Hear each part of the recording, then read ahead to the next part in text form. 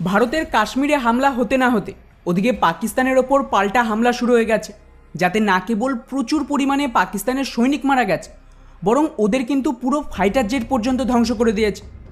ওদিকে এরই মাঝে চীনের তরফ থেকে আচমকা ওদের যে স্পাই শিপ সেটা পাঠিয়ে দিয়েছে ভারতের বিরুদ্ধে। তো পাল্টা ৩৫,০০০ কোটি টাকার ভারত সাবমেরিন তৈরি শুরু করে দিয়েছে।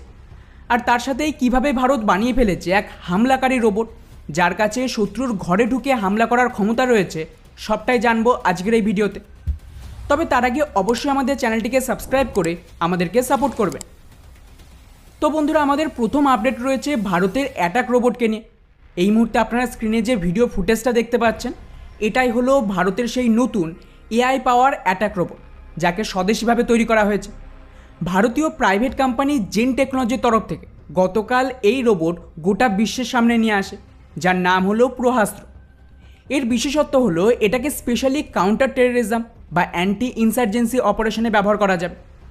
কাশ্মীরে তো আপনারা দেখেছেন যে কীভাবে অ্যান্টি টেরর অপারেশনের দরুন একাধিক ভারতীয় সৈনিকদের জীবনহানি হয়, আর এটাকেই কাউন্টার করতে এই ধরনের রোবট ব্যাপক কাজে আসবে। খুব ভালোভাবে এই রোবটকে দেখলে বুঝতে পারবেন যে এর ওপরে কিন্তু একটা অটোমেটিক গানও যুক্ত করা রয়েছে, যাতে খুব সহজেই বিল্ডিংয়ে ঢুকে তার টার্গেটের ওপর অ্যাটাক করতে পারে।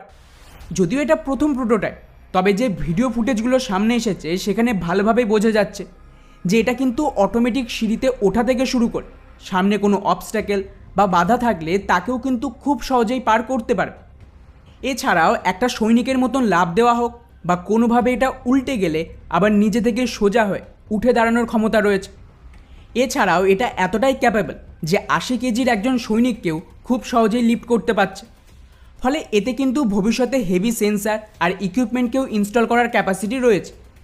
যদিও এটা আরও বেশি ইমপ্রুভ হবে সময়ের সাথে, তবে জেন টেকনোলজির দাবি যে ওরা বেসিক্যালি এখানে গ্লোবাল মার্কেটকে টার্গেট করছে লো প্রাইস কিন্তু অ্যাডভান্স টেকনোলজির সাথে। ফলে ওভারঅল গ্রেট ডেভেলপমেন্ট, এবং কাশ্মীরের মতন রিজিয়ানে খুবই জরুরি, যেখানে আতঙ্কবাদীরা ঘরে লুকিয়ে বা জঙ্গলে লুকিয়ে অ্যাটাক করে। যাই হোক, এবারে আসে আমাদের নেক্সট আপডেট কাশ্মীরকে নিয়ে, যেখানে দোদা জেলায় আতঙ্কবাদীদের বিরুদ্ধে এক অপারেশনের দরুন আমাদের একজন মেজর সহ আরও ৪ জন জওয়ান শহীদ হয়েছে। আর কন্টিনিউয়াসলি যেভাবে আচমকায় এই সমস্ত হামলা বেড়ে গেছে, তাতে আমি ইলেকশনের আগে থেকেই যা প্রিডিকশান দিয়েছিলাম সেটাই হচ্ছে এবং এটাই হবে। এই হামলা আরও বেশি বাড়বে এবং কাশ্মীরের লাস্ট যে আতঙ্কবাদী বা অ্যাসেটস রয়েছে পাকিস্তানের, সবটা কিন্তু এখন একসাথে মুভ করানো হবে, যাকে আপনি বলতে পারেন যে স্যাচুরেটেড গ্রাউন্ড অফেন্স। আর এখানে বেসিক্যালি আরও বড় লেভেলে অ্যাটাকের চেষ্টা চলছে, কিন্তু এখনও পর্যন্ত সফলতা পায়নি। তবে আমার মতে ওদের সফল হওয়ার জন্য একবার জিততে হবে, আর ভারতীয় ফোর্সকে ওদের ঠেকানোর জন্য প্রতিবারই জিততে হবে। তাই ১০০০ বার চেষ্টা করলে একটা সফলতা তো পেয়েই যাবে, এবং এটাই হবে ফাইনাল স্ট্রাইক পাকিস্তান আর ডিপ স্টেট। যতক্ষণ না কোনো একটা বড় অ্যাটাক হবে এবং ভারত সরকার সেনা মুভ করাতে বাধ্য হবে, ততক্ষণ এর কোনো শেষ নেই, যার প্রিপারেশান ইলেকশনের আগেই শুরু হয়ে গেছিলো। আমি তো একাধিক ভিডিওতে এটা বলেছি যে এই ধরনের সিচুয়েশান আসছে, তার জন্য তৈরি থাকুন। তবে এই মুহূর্তে এটা বলা মুশকিল যে বর্তমান কোয়েলেশন এনডিএ সরকারের সাথে বিজেপি সেনা মুভ করানোর মতন পজিশানে রয়েছে কিনা। আর এটাই সবচেয়ে বড় সমস্যা যে কোনো গঠবন্ধন সরকারের। ওরা রিস্ক নিয়ে অ্যাটাক করবে নাকি এইভাবেই কন্টিনিউ করবে, সেটাই এখন দেখার। যদিও প্রধানমন্ত্রী অবশ্য পার্লামেন্টে দাঁড়িয়ে এটা বলেছিল যে যা প্ল্যান ওদের ছিল সেই অনুযায়ী অ্যাকশন হবে, তবে পরিস্থিতি তো খুবই সিরিয়াস।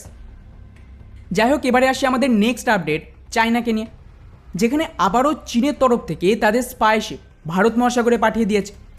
গতবারের মতন এবারেও শ্রীলঙ্কায় তো ঢুকতে পারছে না, তাই ওদের যে পাপেট মুইজু রয়েছে এই জাহাজকে মালদ্বীপে ডক করার পারমিশন দিয়েছে, এবং এটা মালদ্বীপে পৌঁছেও গেছে। ইন্টারেস্টিং ব্যাপার হলো এখন ভারত ব্যাক টু ব্যাক বেশ কয়েকটা মিসাইল টেস্টের প্রিপারেশন নিচ্ছে, যার মধ্যে কিছু লং রেঞ্জের ballistic missile, submarine launch ballistic missile, এমনকি হাইপারসনিক মিসাইলেরও টেস্ট হওয়ার কথা। আর বন্ধুরা, এটা জানা বিষয়, এই ধরনের টেস্ট যখনই হবে চীন এর ওপর নজর রাখতে তাদের এই সমস্ত স্পাইশিপ পাঠাবে, আর এবারেও সেটাই হয়েছে।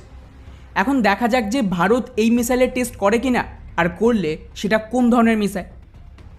যাই হোক বন্ধুরা, এবারে আসে আমাদের নেক্সট কিন্তু খুবই গুরুত্বপূর্ণ আপডেট ভারতের সাবমেরিনকে নিয়ে, যেখানে ভারতের তরফ থেকে আরও অতিরিক্ত 3টে সাবমেরিন কেনার ডিল সাইন করবে। রিপোর্ট অনুযায়ী মোটামুটি ৩৫,০০০ কোটি টাকার বিনিময় ফ্রান্সের যে স্করপিন ক্লাসের সাবমেরিন তারই একটা ফলো আপ অর্ডার দিচ্ছে। অলরেডি 6টা সাবমেরিন ভারতে তৈরি হয়েছে, যার মধ্যে 5টা ডেলিভারি হয়ে গেছে এবং লাস্ট সাবমেরিনের ওপর কিছু টেস্টিং চলছে। এর ডেলিভারি হয়ে গেলেই ভারতের এই প্রোডাকশন ইউনিট খালি হয়ে যাবে। তাই পুরনো ডিলের আন্ডারেই অতিরিক্ত 3টে অ্যাডিশনাল সাবমেরিন কেনা হচ্ছে। তবে এখানে সবচেয়ে গুরুত্বপূর্ণ বিষয়, এই 3টে সাবমেরিন অ্যাকচুয়ালি আমাদের স্বদেশি এআইপি সিস্টেমের সাথে আসবে, কারণ ডিআরডিওর যে স্বদেশি এআইপি সেটা পুরোপুরি রেডি হয়ে গেছে। আর তারপর বাকি যে 6টা সাবমেরিন তাতেও কিন্তু রিফিটের দরুন এগুলিকে যুক্ত করা হবে। অন্যদিকে P-75 আইও তো প্রায় ফাইনাল। 2টো দেশ এখানে ফাইনাল হয়েছে, স্পেন আর জার্মানি। কোনো একটা দেশ এখানে সিলেক্ট হবে এবং তার সাথে মিলিয়ে আরও 6টা সাবমেরিনের ডিল হবে টেকনোলজি ট্রান্সফারের সাথে। এবং এই টেকনোলজির ওপর বেস করেই কিন্তু ভারতের নেক্সট P-76 আন্ডারে পুরোপুরি স্বদেশি সাবমেরিন তৈরি করা হবে। ফলে ওভারঅল এই সাবমেরিনের ডিল একদম ট্র্যাকে ফিরে এসেছে, যেটা একটা ভালো খবর ভারতীয় নৌবাহিনীর জন্য।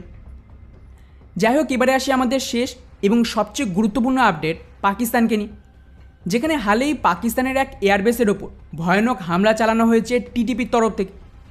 ইন্টারেস্টিং ব্যাপার হলো, এই হামলায় 1-2 নয়, একসাথে 17 জন পাক সৈনিককে 72 হুরের কাছে পৌঁছে দেওয়া হয়েছে।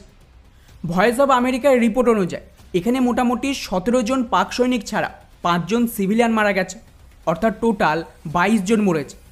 যেটা টু বি অনেস্ট কাশ্মীরে ভারতীয় সৈনিকদের ওপর হওয়া হামলার পর আমার জন্য একটা শান্তির এবং আনন্দের খবর ছিল।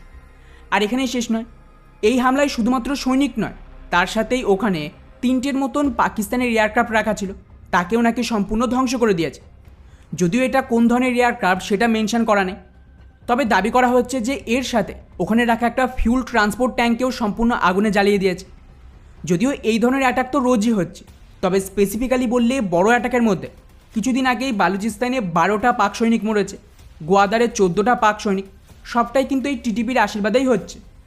আর যে সমস্ত অ্যাটাকের কথা আপনাদের বললাম, এই সবটাই কিন্তু অফিশিয়াল, যেটা পাকিস্তানের সেনা স্বীকার করেছে। যেগুলো স্বীকার করেনি তার কথা তো ভুলেই যান। অর্থাৎ সোজা ভাষায় পাকিস্তানের অপারেশন ইস্তেকামের কাউন্টার এই সমস্ত হামলা ছিল, এবং এই সমস্ত অ্যাটাক আরও বড় মাত্রায় বাড়বে বদলা হিসেবে, যাকে ডিরেক্টলি সাপোর্ট দিচ্ছে আফগান তালিবান। তো বন্ধুরা, এই ছিল আমাদের আজকের টপ 5 আপডেট। এটা আপনাদের কেমন লাগলো নিচে অবশ্যই কমেন্ট করে জানাবেন। জয় হিন্দ।